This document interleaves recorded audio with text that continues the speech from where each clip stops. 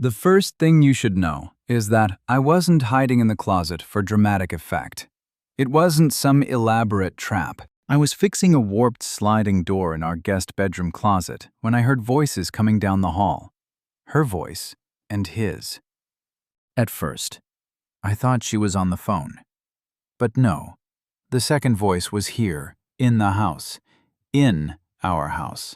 And the second thing you should know, I wasn't supposed to be home. She thought I was at the DMV. I was for 20 minutes, but the line was so long. I bailed and came back early. Quietly.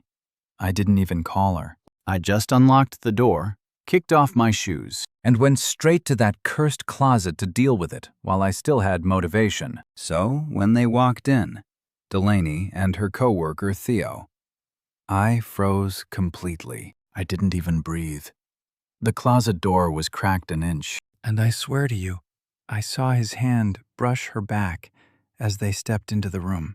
Our guest bedroom where her mother sleeps when she visits. I wasn't sure what to think until I heard my own name. I just think he gets controlling sometimes, she said, tossing something onto the bed. Her voice wasn't angry. It was worse. Calm, casual. Theo laughed. Because you didn't agree about the campaign budget. That's not controlling. It's being boring. He's safe. Safe. Like a Volvo. Or a life jacket. Or a prison sentence. She didn't say anything for a moment. Then you're not wrong, right there. No hesitation. No. Hey, don't talk about him like that. She agreed, and she sounded relieved to say it out loud. I don't know what came over me, but I stayed in that closet like a coward. I didn't burst out. I didn't scream. I just sat there, heart pounding, trying to swallow the bile rising up my throat as I listened to my wife let this smug designer, shirt-wearing bastard trash me like I was some forgettable roommate, not her husband. And that's when the argument started. Not between them, between Theo and her. It started with a joke he made. Something about how she could do better than this house, that I should have bought something newer, something bigger. She laughed at first, but then she got defensive. Not about me, about her image, about her reputation at work. Theo pushed. He said something about her playing both sides. You want to look like a devoted wife at the company party and flirt like you're single at lunch. That's when her voice rose. But here's the part that really killed me. She said, "Don't twist this. You know I care about you. But he's still there." He's still in the picture. Like I was some logistical problem, an obstruction. He shot back with, "You're either with me or you're not." And without skipping a beat, she said, "Then I'm with you." I didn't hear anything after that because I opened the closet door finally and stood there like an idiot. And what happened next? I only said one sentence. Just one. 7 words. But that sentence ripped through the room like a blade. It changed everything, and it made her realize the one thing she never expected. I wasn't safe. I was done. I stood there in the doorway, fresh out of the closet, literally and emotionally, and they both froze. Not like in the movies where people gasp and back away or knock over a lamp in panic. No, they just stared like I was the one intruding, like I had crossed some boundary they had said, and I was the problem now. My heart was pounding so hard I could barely see straight. My palms were soaked. My lips were shaking. I looked at her. That wasn't written to make you feel guilty. That was written so I'd remember what dignity sounds like. You just picked the wrong man. Delaney. 7 words. That's all. But they cut something open in the room. Theo's face shifted. He turned away like he wanted to disappear. And Delaney. She didn't cry. She didn't shout. She didn't flinch. She just looked at me like she was trying to calculate how to spin the situation.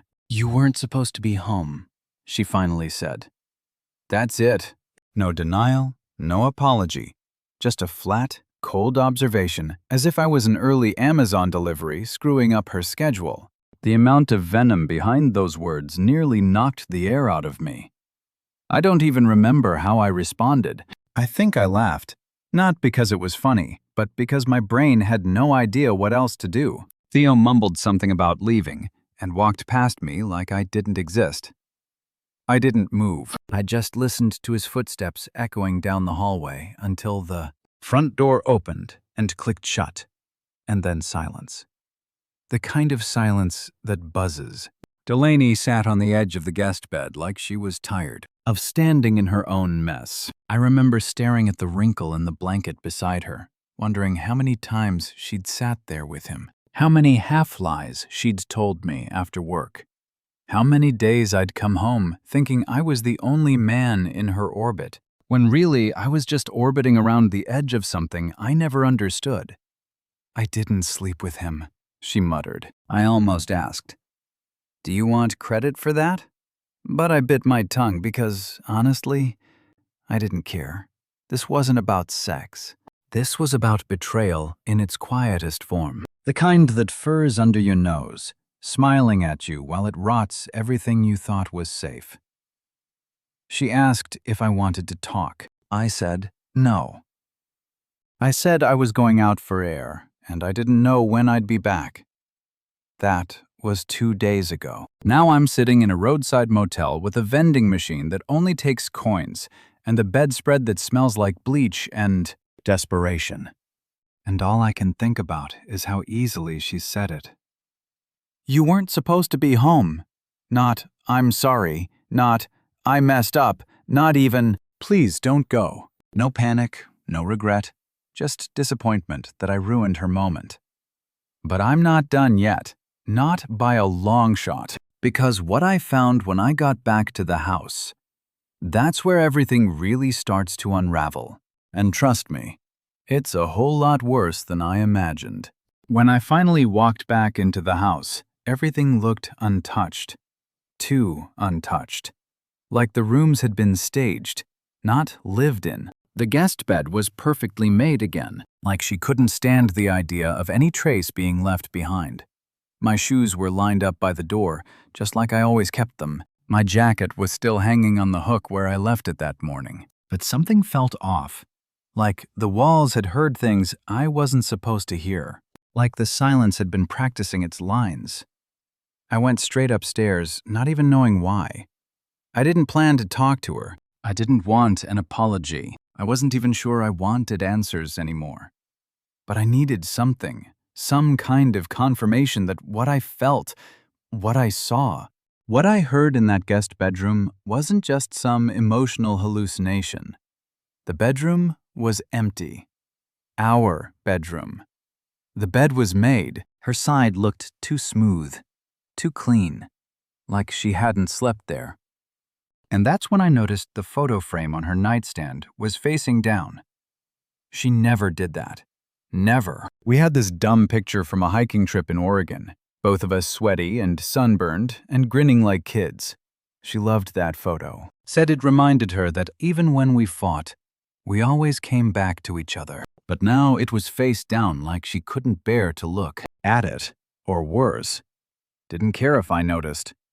My stomach twisted. I reached for her drawer. Don't ask me why. I wasn't looking for a smoking gun, or some love note, or hotel receipt. I just needed to know something. Anything. I pulled it open, and there it was. Her old planner. She hadn't used it in months. She did everything on her phone now. But I flipped through it anyway. Just habit. Maybe. And buried near the back, folded between 2 empty pages, was a torn, sticky note. Nothing more than a few words scribbled in black ink. If he finds out. Blame stress. He always believes that.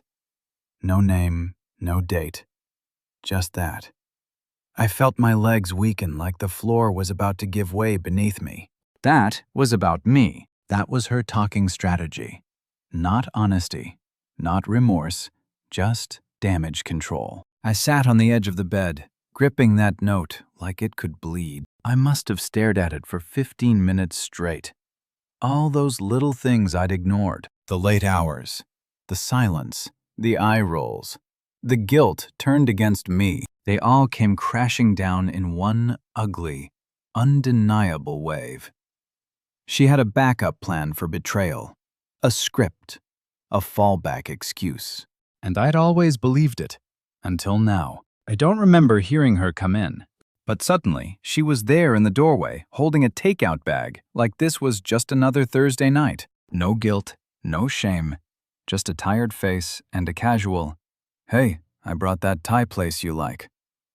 I didn't speak. I held up the note. Her face didn't even flicker. "I don't remember writing that," she said, dropping her keys in the bowl. "You're really going through my stuff now." That was her concern. Not what the note said. Not what it meant. Just that I had looked, as if the real violation was my curiosity, not her betrayal. That's when I realized something else. She wasn't sorry because she never thought she'd get caught. I was never supposed to see behind the curtain. But now, I had. And the worst part? That wasn't even the only note, because 2 nights later, when she left her laptop unlocked, I found something else. Something that made me question everything about our entire marriage. Something I can never unsee. She fell asleep early that night, or at least she pretended to. I didn't care anymore. I watched her climb into bed, plug in her phone like everything was normal, and turn away from me without a word. "No. Good night." "No. Are we okay?" Just silence. That kind of silence you only get when someone's already emotionally gone and they're just too cowardly to pack their suitcase. I sat in the living room, lights off, just the TV playing something I wasn't even watching. My head felt like it was trying to split itself in half. I couldn't stop staring at the hallway that led to our bedroom, like something might crawl out of it. I wasn't afraid she'd come out and scream, or fight, or even cry. I was afraid she wouldn't, that she'd stay in there sleeping soundly, while I sat here drowning in a marriage she was already done with. At some point, I heard the faint click of her laptop closing too early. She always watched shows in bed, or so she said. But tonight, the sound came less than 10 minutes after she went into the room. That's what made me get up. I waited another hour, then crept back in like a ghost. She was curled away from me, breathing slow and deep. I didn't wake her. I just unplugged the laptop from the nightstand, grabbed it gently, and slipped out. Back in the living room, I sat on the floor with the screen casting, a pale light across the carpet. Her desktop background was still a photo of us, well, of me. I was midlife. She'd cropped herself out. That hit harder than it should have. But I went straight to the browser. Chrome was still open. I clicked the History tab, not even sure what I was hoping to find. And there it was, a full Google search. How to end a marriage without looking like the bad guy, followed by a Reddit thread titled, "Is it wrong to fall in love with a coworker if your marriage is already dead?" I felt sick, physically sick, like my body was rejecting the truth in real time. And then the worst tab. A half-written message in some anonymous email account I didn't even know she had. It was addressed to Nolan, not Theo. A different name, a different man, a different lie. I know we said we'd wait, but every day with him gets harder. He's not cruel or mean, just so heavy, like a fog I can't clear.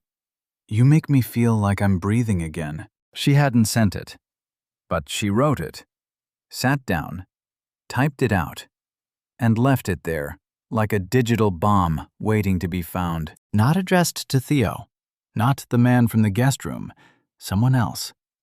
This wasn't an affair, this was a pattern. My wife didn't just betray me once. She'd been slowly disassembling our marriage in secret chapters, each man a different paragraph. Each lie a different font. And me. I was the permanent draft. She never had the guts to delete. I closed the laptop. I didn't scream, didn't cry. I just sat there with my hands on my knees, staring into nothing, because the truth hit me harder than anything she ever said. She'd already rehearsed her freedom, and I was just the final performance. But what I did the next day, I didn't argue, I didn't pack. I played along, because if she was going to treat this like a game, I was going to beat her at it. That morning, I made her breakfast. I know, you probably think I'm spineless. That, after everything. After the notes, the browser history, and the email to some man she hadn't even bothered to mention. I should have screamed, thrown plates, told her to get out. But I didn't, because explosions are loud, messy, emotional, and she'd already painted me as the sensitive one. They overthink her. I wasn't going to hand her ammunition wrapped in rage. I was going to do what she didn't expect. Stay calm, smile, and quietly turn the screws. So, I made her French toast. Poured her orange juice in that stupid stemless wine glass she liked. Put a blueberry on top like some hotel chef. And when she came into the kitchen, still in her robe, hair tied up, phone in hand, she blinked like she couldn't compute what was happening. "Morning," I said, as if everything was normal. "You've been working so hard lately. Figured you deserved something nice." She hesitated, then smiled. That tight-lipped smile that didn't reach her eyes. "Thanks," she said, almost confused. She thought I didn't know. Perfect for the next few days. I played the role. I kissed her cheek when I left, asked about her meetings, took interest in her projects, even offered to pick her up from work, which she declined. Of course, said she was riding with Nora or had a team thing. I pretended to believe her. I told her I trusted her. I let her think she was in control. Meanwhile, I was collecting everything. The second email, the one she did send. I found it in the sent folder of the same secret account. She wrote to Nolan again, told him she missed his mind and that she felt like she was living two lives. He replied, "Of course he did." Told her he wished she'd just rip off the bandage already. Rip off the bandage. That's what I had become. A wound she was planning to peel open and walk away from without blinking. But I wasn't going to let her choose when it ended. She didn't get to decide the exit music. I did. I started moving things. Quiet things. I changed the password to our joint cloud account. Removed her from the backup drive. Switched all the online billing to my personal email.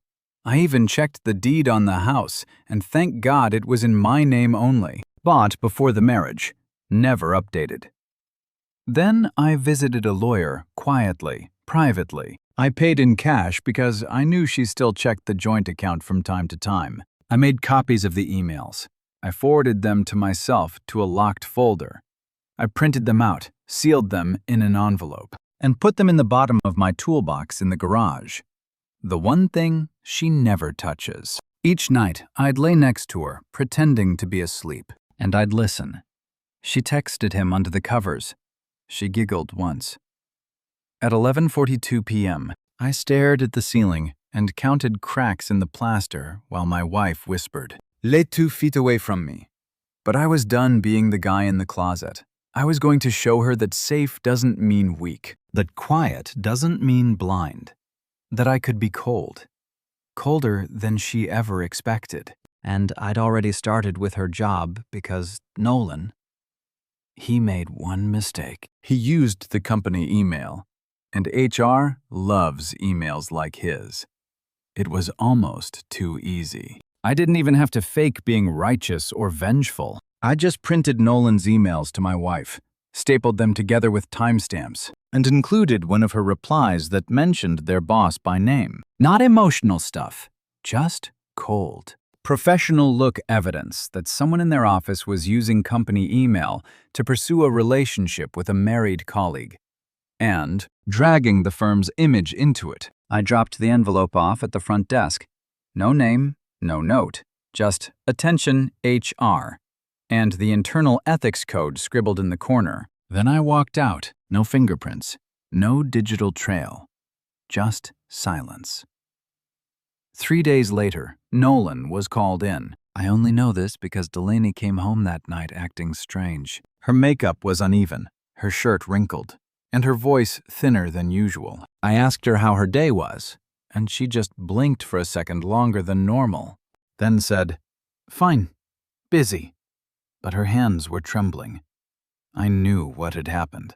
I could imagine it. The stiff office, the fake politeness, the HR director's calculated expression as they slid a few papers across the table and said, "We need to talk about this." Nolan probably tried to spin it, laugh it off, maybe even throw Delaney under the bus. Cowards like him always crack first. But I waited. I didn't say anything yet because I wasn't finished. The next day, I casually told Delaney I'd be late coming home. Said I had a drinks thing with a former coworker. I even sprayed on that awful cologne she hates just to sell the image. She barely reacted, just nodded and muttered something about meetings. But she was nervous.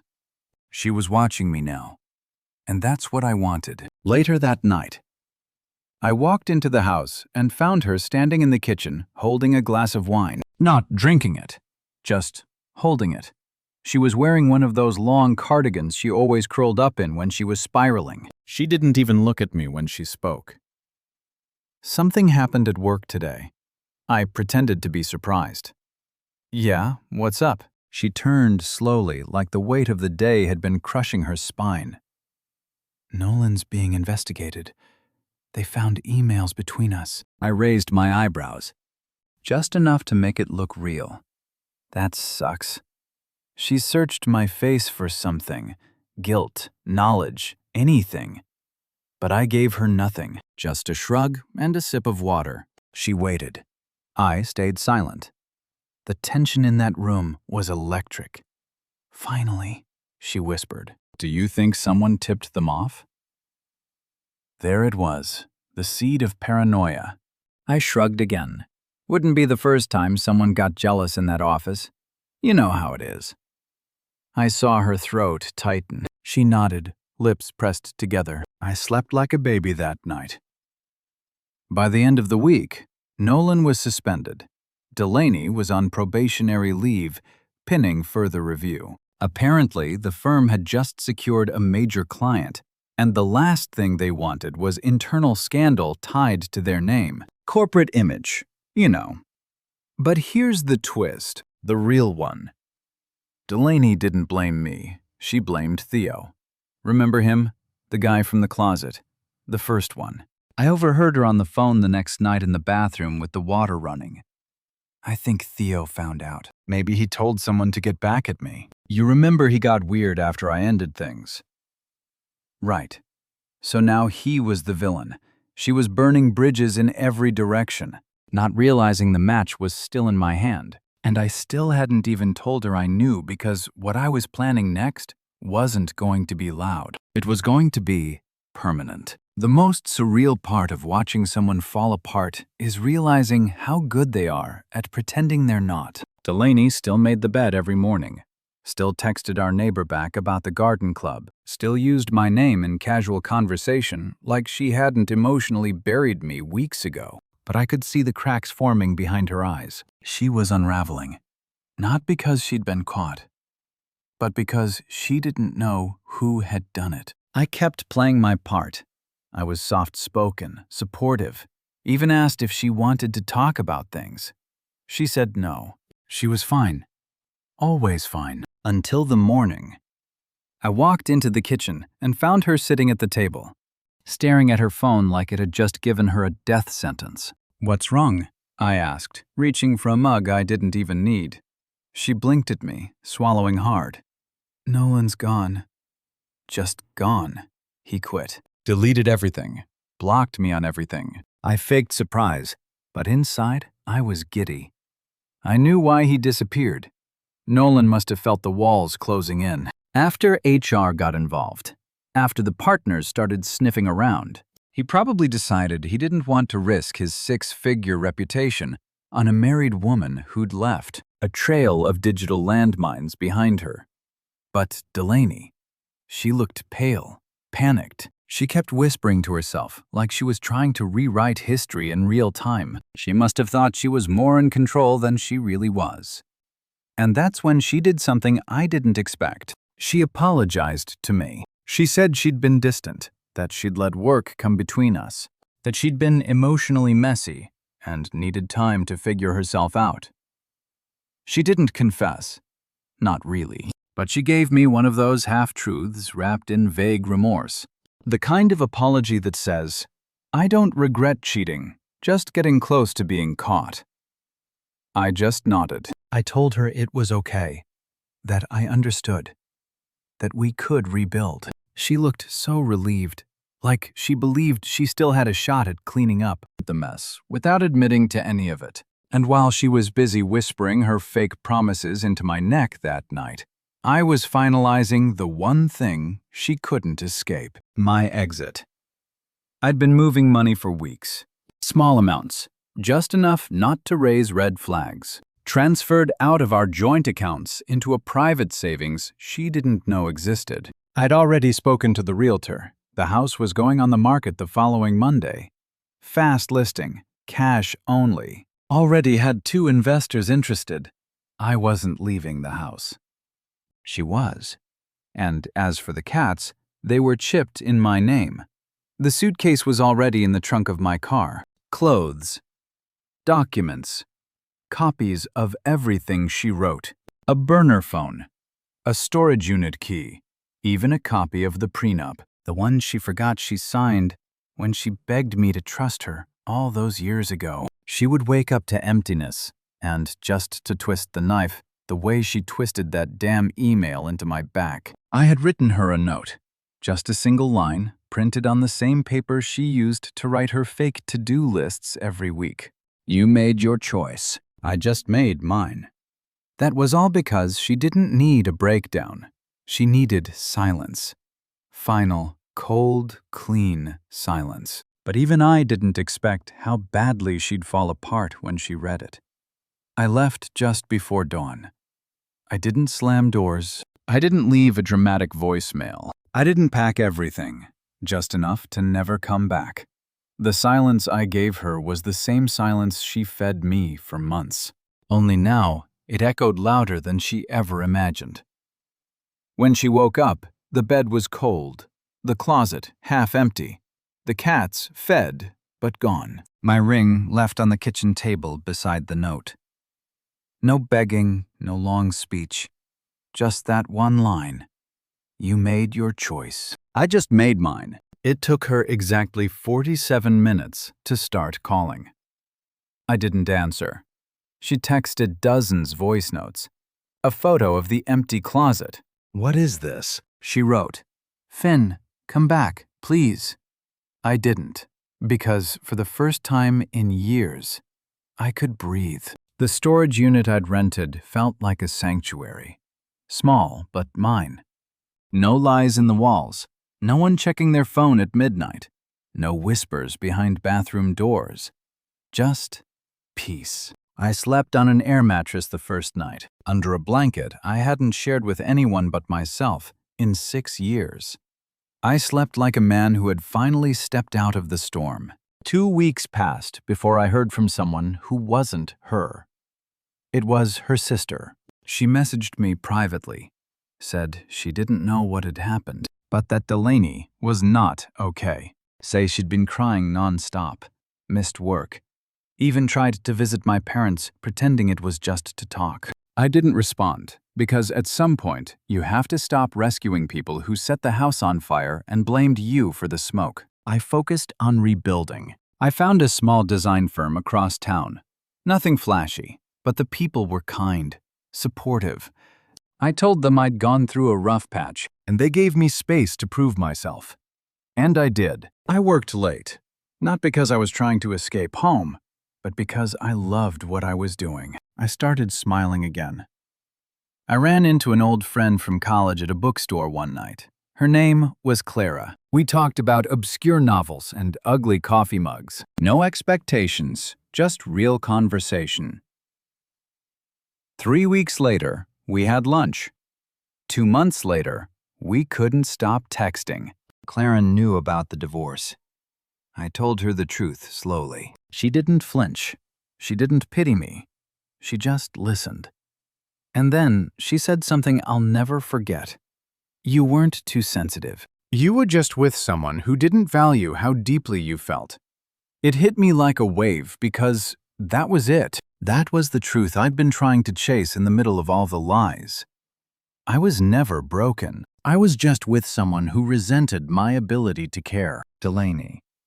She still sends messages once a month, usually after midnight. Always the same tone. Guilt, confusion, sometimes anger. The last one simply said, I still don't understand what happened. But I do. She picked him, then another him, then another. And I finally picked me. That was the ending. Not revenge, not drama, not chaos. Just peace. And if you've ever been where I was, in that closet, in that silence, in that slow death of being ignored, let me say this. You don't have to set anything on fire. Just walk out quietly, proudly, permanently, and you'll be shocked how beautiful the world feels when you stop begging someone to see you and start seeing yourself again.